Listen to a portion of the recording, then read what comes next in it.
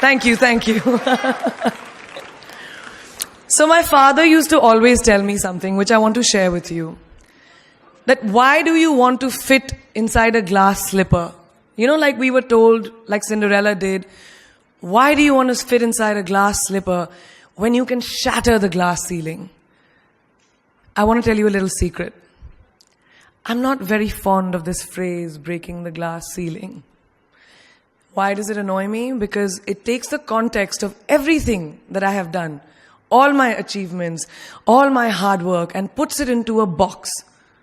As if my ambition was, Kire, I want to find a glass ceiling and break it. Not at all. To be really honest, I was never in a mission to break, to shatter anything. All I wanted was to chase my dreams, my ambitions. I wanted to evolve. I wanted to become the best version of me that I could be. And of course, in Priyanka Chopra style, along the way, I wanted to smash and break every obstacle that came my way, which I did. But that does not mean that the glass ceiling doesn't exist. Of course it exists. And countless of women and men, mostly women, run into it in their professional and personal lives. And I'm sure a lot of you can vouch for that right now. The Oxford Dictionary definition of the glass ceiling is an unacknowledged barrier to advancement in a profession, especially affecting women and members of minorities from rising beyond a certain level in a hierarchy. And this metaphor was first coined by feminists in reference to barriers in careers of high-achieving women. So why did I choose it as my topic for today if I hated it so much? Because I hope through my experiences I can present to you the tools to live your dream and to not make that glass ceiling that is defined by society, largely patriarchal, as your goal. I want you to aim higher because you know you can. And it's honestly all I did. Every step of the way, all I did was set a higher standard. How did I get here? By being fierce, by being fearless, and by being flawed. Completely and utterly flawed. I'm not perfect, like none of us are. So tonight I'm going to try and break it down for you a little bit in a slightly different way. I present the 12 short, surefire ways of becoming Priyanka Chopra. Would you like that?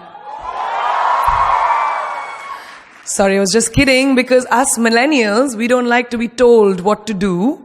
So this is a gentle nudge in the right direction. Presenting PC's 12 rules of becoming the best version of yourself. So here are a few of my favorites from my list. There's only one you, okay? Because there's no one like you. And I don't mean the superfluous, superficial parts. I'm talking about the core of you, who you are inside, your values, your beliefs, your flaws.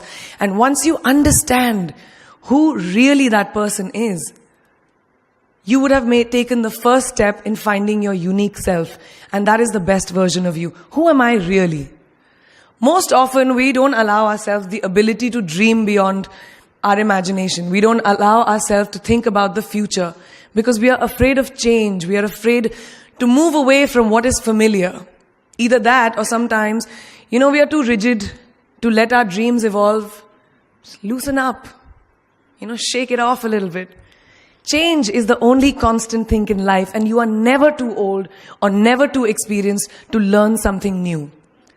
Believe that you have everything already as your Brahmastra in your will to be able to be and achieve your dreams. Be fearless. I know I wanted to become an aeronautical engineer.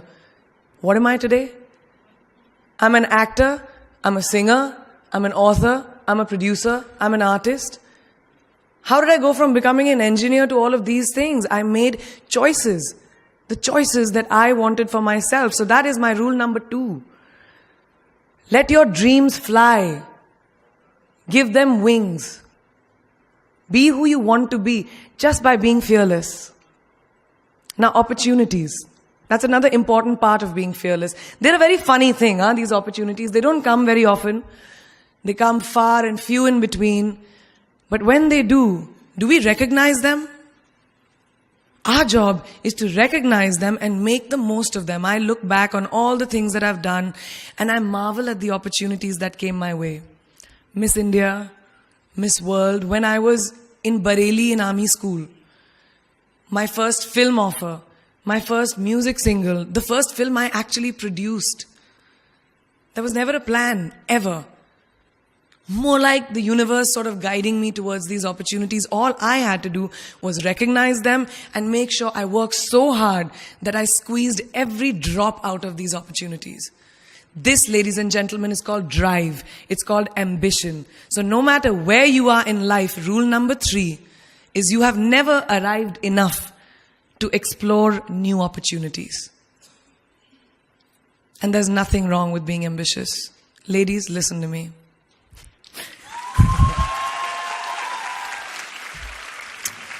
Now, for all of you guys who like everything in life, I don't think there's anything wrong with wanting to have the whole cake and eat it too. Nothing wrong. I want everything. Mujhe sab kuch chahiye. And there is nothing wrong with that. As long as you're not harming someone or doing something wrong, don't be scared to want more for yourself than you ever thought you could. I'll give you a small example. A few years ago, I was shooting a film called Dawn 2. You've heard of that, right? So it was chosen to be shown at the Berlin Film Festival, Berlinale, and my entire team was flying for the premiere, and it was a very exciting time. But at the same time, I was invited for the first time to attend the Grammy Awards in LA. So now when I was doing music, it was this big choice. Both the events were literally taking place one day apart in completely different time zones, Berlin and LA.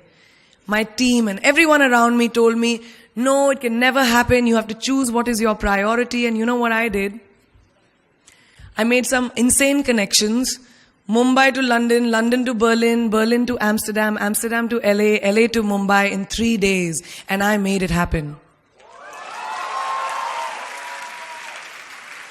I went to both events and I looked great at both events. Even though I hadn't slept, it took a little bit of extra makeup, but I was fine. And that's not the only time I've done it. I've done it so many times, over and over again. Why? Because I don't want anyone to tell me I can't have everything. I want to dream of everything and I'll have everything. So rule number 4, be greedy. Be greedy for your ambitions. Be hungry for it. Don't live on someone else's benchmarks. We are told so many times in our life, nahi, लड़की को तो ये करना चाहिए, या तुम लड़के हो सबसे बड़े, your responsibility is this is who you should be. Who can tell you who you should be? Don't let anyone or any situation dictate to you who you are and who you can be. I know it's very much easier said than done. I know that because I've done it. But fight for your dreams. Because no one else is going to fight for your dreams except you. I've turned down so many roles, opportunities, because they did not fit into what I thought at that time was the right thing for me. So today, my path is just my own. It belongs to no one. My failures, my successes, all of it, mine. My journey, all of it is mine. So rule number 5, do not compromise. Do not settle on your dreams. Now, who likes to fail? What? What? At least 15 logon ne haath uthaya. I'm really confused with this audience right now. That you like to fail? Well, I'm not talking to you guys then. I'm talking to those guys who hate to fail. Because I hate to fail. It's really as simple as that. It takes tubs and tubs of ice cream, lots of tissues, lots of tears, lots of dramebazi, my mother, my best friends, my family, everybody making me feel better about it. But the one thing that is as certain as night and day, ladies and gentlemen, is that you will fail. It's just how it is. And there is nothing that you can do to stop that. It's what you do after that'll define where you go. When something I've invested, thank you. Thank you. When something I've invested in my heart and my soul, which I do with everything that I actually put my mind to, if that fails, I don't just wallow in self-pity. I roll myself in it. I roll around in it. I wrap myself in it, head to toe, self-pity, self-pity, self-pity. It's not a pretty sight. I can tell you that. My mother, who's sitting right here, has witnessed it many times. But then I get up, cry a little, dust myself off, and dive straight back into life, because the only way to push failure aside is to move ahead. Not ignore it, analyze it, and learn from it. Always remember, you will never truly enjoy success until you have tasted failure. And trust me when I tell you, it tastes like shit. Really does. So rule number 6, fail, fail, fail again, and then rise like a phoenix. Now, what is life without a little bit of a risk, right? No, I'm not an adrenaline junkie. I'm not telling you to go off roller coasters or anything. I've always believed that you have to take risks, calculated, educated risks, to evolve. Because if you've not truly explored the full extent of your possibilities, you'll always remain stagnant. People have written me off several times in my career. Sometimes they didn't agree with my choices. When I played a negative character in my film Aitraz, very early in my career, I was told I'll be a vamp and no one will cast me as a heroine. When I took on a female-centric film called Fashion, again, very early on in my career, I was told that was not norm. When I signed a US TV show at the height of my film career in India, each time the risks were huge. The stakes were high, and the repercussions could have been, to say not the least, career ending. Thank God they weren't, and I'm still standing in front of you. I really appreciate God. I don't know what will happen going forward, but as of now, I can say that my risks and the gamble was worth it. You know why? Because I backed up those risks with my 100%. So rule number 7, be bold and take these risks. Now, friends, family, the people you work with, the people around us are our greatest influencers in your journey to success. So you have to choose very wisely. Rule number 8, surround yourself with the right people who do not stab you in the back. Now, who's into social media? Who's on social media? Raise your hands. Yeah, we like it. I like it. We can raise our hands. All right, it's almost everyone.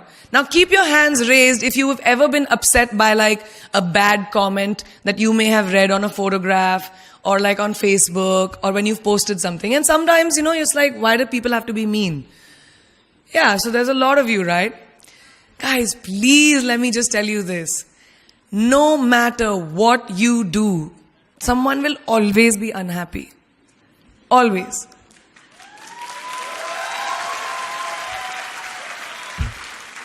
Especially in this age of social media, it's so easy for us to be confused between the voices that actually matter and the opinions of faceless people writing behind the anonymity of what the web offers. They don't matter. So rule number 9, you can never please everyone all the time. And the biggest favor that you will all do to yourselves will be to laugh at yourself, at situations. Find a moment to appreciate every single day this funny thing called life. And that's my most important rule number 10. Don't take yourself too seriously. We're not making rockets. All right? Calm down, have fun, and just enjoy this beautiful journey that we've been put on. I do that. In the meanwhile, hi. मैं यही हूँ, मैं जा नहीं रही. 2 और rules बचे हैं. It's really not that hard, in my experience, to be kind, to be compassionate, to be human. You will never know someone else's full story, so don't be quick to judge. My mother, who's here tonight with the rest of my family, this entire front row is very Chopra and Akhori right now. She taught me when I was very, very young that there is always someone who will be less fortunate than you. Always. So give back wherever you can. There's a huge reason I started my foundation. I lend my voice to UNICEF, Girl Up, and causes that I'm associated with, because we have one world, and it's ours.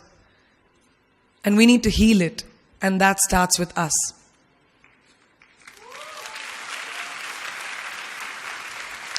So that is my rule number 11.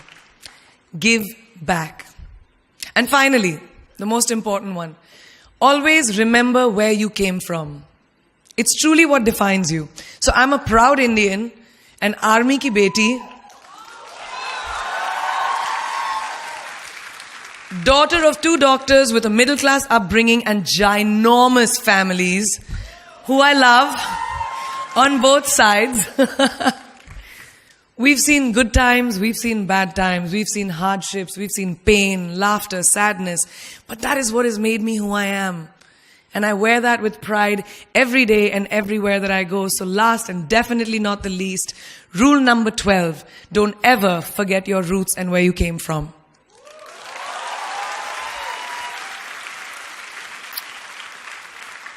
I hope you take some of what I have shared with you today and go into the new year with maybe a different perspective on life and start 2018 with being fierce, fearless, and flawed.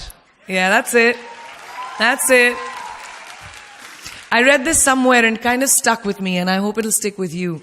Life's journey is not to arrive at your graveside safely in a well-preserved body, but rather to skid in sideways, completely worn out, and say, holy shit, that was a ride. That is how I want to go. So to sum up this incredible journey that I have been on, I stand before you today, weathered by life, but happy and raring to do so much more. I'll see you on the other side. Namaste.